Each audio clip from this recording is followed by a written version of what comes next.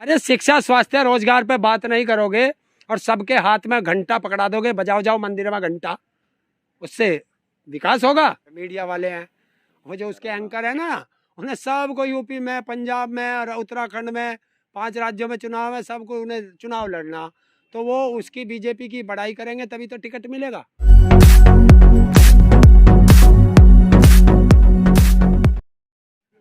जिस व्यक्ति को विभाग दे रखा है, पूरे भारत का कृषि मंत्रालय दे रखा है, उसे ये पता नहीं है कि मेरे विभाग के जो कानून है वो कब वापस हो गए।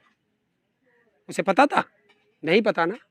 एक रेल मंत्री बना रखा, उसका कृषि विभाग से क्या काम? पीयूष गोयल, वो बैठ रहा मीटिंग में, रेल मंत्री थोड़ी ना है? हाँ, उस टाइम पे और बना दिया होगा, बदलती रही। हाँ, इन पे एक जब है ही नहीं एक्सपर्ट, इन पे कोई नहीं, बस राम सिंह को श्याम सिंह और श्याम सिंह को राम सिंह बनाने में देश का 5 साल निकाल दिया। हाँ, काशी का नाम बदल दो कुछ और, अलीगढ़ का नाम बदल दो कुछ और इलाहाबाद का नाम बदल दो कुछ और।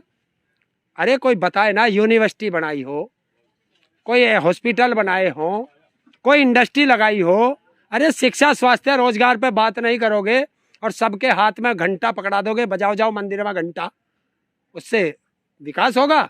ये चाहते हैं कि हर व्यक्ति कच्छा पहन ले और काली टोपी लगा ले और बस आरएसएस के नारे लगा दे, उसमें खुश रहते हैं। ये आरएसएस का क्या मतलब है इसमें? और आरएसएस के बिना तो ये बाथरूम करने नहीं जा सकते। आस्था का ख्याल रख रहे हैं ना। कौन? राम मंदिर पे जिन लोगों की आस्था थी उनको संजो के रखा, देखो आस्था उनकी पूरी हुई। फिर वही बात करोगे मेरे से?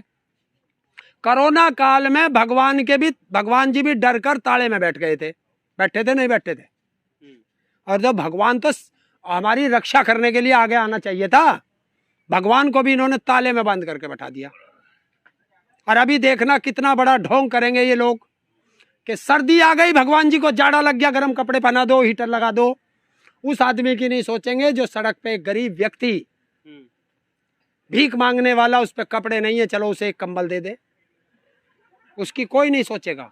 लेकिन जो मंदिर में भगवान बैठे हैं उन्हें ठंड ना लग जाए कि भगवान से हम मांगते हैं, हमारी औकात नहीं कि हम भगवान को कुछ दे दे।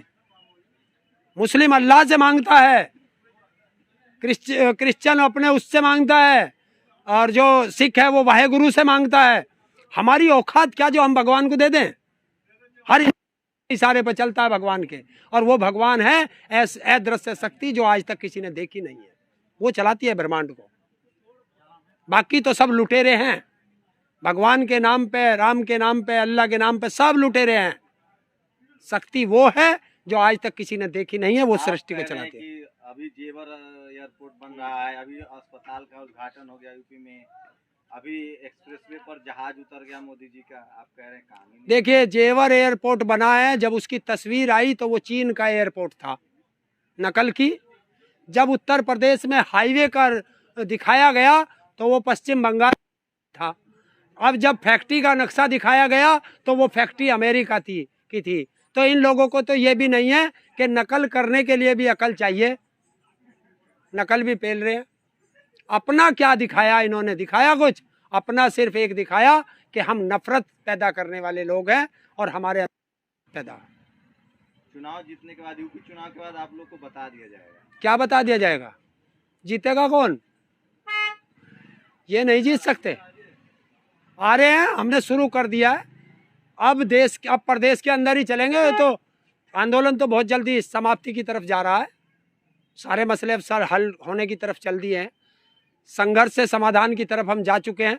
और जिस दिन समाधान हो जाएगा उस दिन ये जितनी टीम है सब यूपी के इलेक्शन में ही तो जाएगी, और कहाँ जाएगी? तो आपकी शिकायतें तो दूर हो जाएंगी ना, आपने पहले भी चुना था, आप भी चुनोगे। किसे? खुशी खुशी जाओगे आप? हाँ, अरे खुशी तो हम इसलिए जाएंगे कि इतने महीने बाद हम अपने परिवार को, अपने गाँव को, अपने गाँव वालों से मिलेंगे, दर्शन करेंगे, खुशी तो ये होगी। तो उनसे जो दिक्कतें थी वो तो दूर हो जाएंगी ना। क्यों? ये रवे राक्षस है, फिर आ जाएंगे फांसी का फंदा लेके। तो हमें ऐसा राक्षस कभी देश में पैदा नहीं करना जो बार बार हमारे गले में फांसी का फंदा लेके आए। आप कंगना रनौत का भी घेराव हुआ पंजाब में, उसके बाद अब वो मथुरा पहुंची हैं, वृंदावन में उन्होंने माथा टेका और वहां से उन्होंने एक बड़ा नारा दिया कि राष्ट्रवादी पार्टी के लिए वो वहाँ पर प्रचार करेंगे यूपी में जो चुनाव। तो अब मुझे बताओ कि देश के इस बीजेपी के अंदर कंगना रणावत बड़ी है या भारत का प्रधानमंत्री मोदी बड़ा है? मोदी बड़ा है भाई, ना? प्रधानमंत्री है। तो फिर इसकी क्या ऐसा कौन पूछ रहा? तो मोदी को ही प्रचार तो पूछा। करेंगे ना वो। तो करो, हम क्या मना कर रहे? करो, आजा मैदान में। उत्तर प्रदेश वाले तैयार बैठे, पंजाब में एक बार और घूम आओगी प्रचार करने। जाट तो एक बार हिंदू मुस्लिम होगा और जाट फिर से बीजेपी को राम मंदिर के नाम पर वोट देंगे, क्योंकि जो आज है कि गन्ना का स्वाद और जिन्ना ये दोनों जाट जानते हैं। जिन्ना वाले को गन्ना से भगाएंगे, बिल्कुल भगाएंगे, जिन्ना वाले को जरूर भगाएंगे, एकदम भगाएंगे। क्यों कि बीजेपी के लाल कृष्ण आडवाणी जिन्ना की मजार पे चादर चढ़ा के आए थे, तो जिन्ना वाली पार्टी बीजेपी को उत्तर प्रदेश में नहीं रहने देगा। ये जाट जो जहाँ जाट वहीं ठाट। कैसे कैसे जग रहा बताओ, कैसे जग रहा क्या? और तुमने फिर वहां से भीमराव अंबेडकर जी को कैसे भूल गए थे? उनका भी तो नाम लिया था, उसे कैसे भूल गए? और जवाहरलाल नेहरू को कैसे भूल गए? उसने ये कहा है कि ये लोग उनके साथ आपस में एक ही यूनिवर्सिटी में पढ़े हैं, बस पढ़ते तो सब। गुर्जर बीजेपी के साथ है, किसान जातियां जो है ना, जाट गुर्जर पटेल मराठा यादव कुर्मी कोयरी, ये सब बीजेपी के साथ है, क्योंकि धर्म बचाना है, धर्म खतरे में है। पेट में अन्न रहे ना रहे, धर्म बचाना है सर। कौन कह रहा धर्म खतरे में? धर्म के खिलाफ है। हाँ बिल्कुल है। जब देखा ना आपने, वहां गए थे बंगाल में, सारा बंगाल में हिंदू खतरे में था। हिंदू खतरे में है, हिंदू खतरे में है। बंगाल के लोग समझ गए, बीजेपी को भगा दिया, हिंदू खतरे से बाहर आ गया। तो ऐसे ही उत्तर प्रदेश में भगाना, बीजेपी भगाओ और हिंदू को खतरे से बाहर लाओ। यहाँ पर तो लोग कहते हैं ना कि मंदिर चाहिए, रोटी नहीं चाहिए। किसने कहा तेरे से? देखी नहीं वीडियो? भूखे पेट भजन ना होते गोपाला। पहले तो पेट में भोजन चाहिए, जब भगवान का नाम नहीं कर सकता तो पहले हमें शिक्षा चाहिए, स्वास्थ्य चाहिए, रोजगार चाहिए। आप लोग लेकिन स्वार्थी हैं। आपकी जमीन जा रही है तो आप आंदोलन कर रहे हैं। जब सरकार का रेल सेल गेल एयरपोर्ट सब बिक रहा था, तब तो आप लोग घर बैठे। सबके लिए मैंने ठेका उठाया। वे रेल के कर्मचारी कहाँ थे? अब बैंक बिक रहा तो बैंक वाले आ जाओ। हमने जब आंदोलन में आए थे, हमने सबसे अपील की थी कि आज रेल बिक रही है, कल भेल बिकेगी, सेल बिकेगी। और जब बैंक बिक रहा था तो रेलवे वाले हंस रहे थे, गया इसका। तो जब रेल बिक रही थी तो सेल वाले हंस रहे थे, गई इसकी। तो हमने तभी कहा था एक एक करके ये वो आ गया देश विक्रेता, सबको बेचेगा, सबको एक साथ आना पड़ेगा। क्या लगा, लोग डरे हुए हैं क्या? हाँ, क्योंकि जो भी इनके खिलाफ बोलता था उसे ये देशद्रोही बता देते और रुके चला जा पाकिस्तान। फिर किसान आया कि हम ना तो देशद्रोही बनेंगे ना पाकिस्तान जाएंगे, देशद्रोही भी तू ही होगा और पाकिस्तान भी तू ही जाएगा, क्योंकि तेरे रिश्तेदार पाकिस्तान में।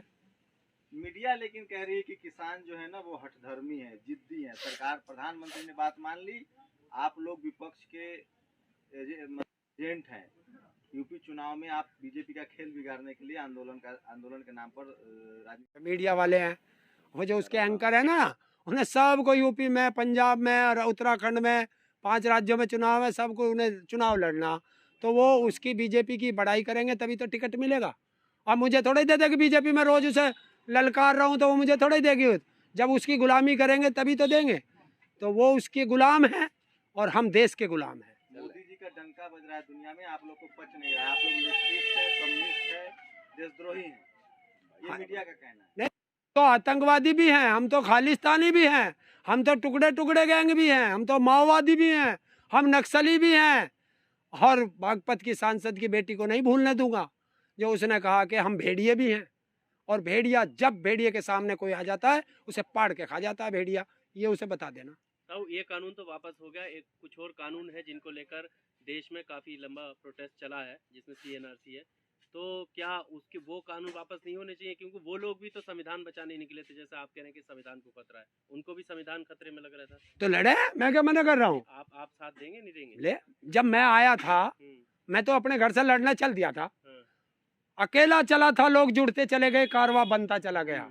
तो देश की जनता है, आएगी। आप ये कह रहे हैं ना कि ये एक बीमारी है, हाँ। अभी एक बीमारी खत्म हुई है, हमारे साथ जो भी बीमारियां लगी हुई हैं उन सारी बीमारियों को हम खत्म करके जाएंगे। हाँ। तो क्या CANRC एक बीमारी नहीं है? हाँ बीमारी है, सब बीमारी है। जो भी सरकार ये ऐसे गलत काम करेगी, देश को तोड़ने का काम करेगी और देश की जनता के ऊपर थोपेगी, सब बीमारी है और सबकी राड कटनी चाहिए। लेकिन सर मुसलमानों के खिलाफ जाट जो किसान जातियां हैं ना, दलितों के खिलाफ, मुसलमानों के खिलाफ, मैं एकदम ये आंकड़े हैं, ये NCRB के आंकड़े आते हैं। जातीय हिंसा और धार्मिक हिंसा में सबसे ज्यादा किसान जातियां शामिल होती हैं और इसीलिए सब अभी हरियाणा गुड़गांव में देखिए मुसलमानों को टारगेट किया जा रहा है। क्या जब मुसलमानों ने आपका साथ दिया, दलितों ने साथ दिया, आदिवासियों ने साथ दिया, तो आप लोग मजबूत कौम है, पैसा है, जमीन है, आप लोग कहाँ सड़क पर उतर के कमजोर जातियों के साथ खड़े होते हैं? क्यों करवा दे? यहाँ किसी की हिम्मत है कोई कुछ कह दे? ऐसे ही आएंगे धीरे। देखिए पहले जब हम आए थे इन कानूनों के खिलाफ पूरे देश में नहीं पता था लोगों को, धीरे धीरे जागरूकता बढ़ी।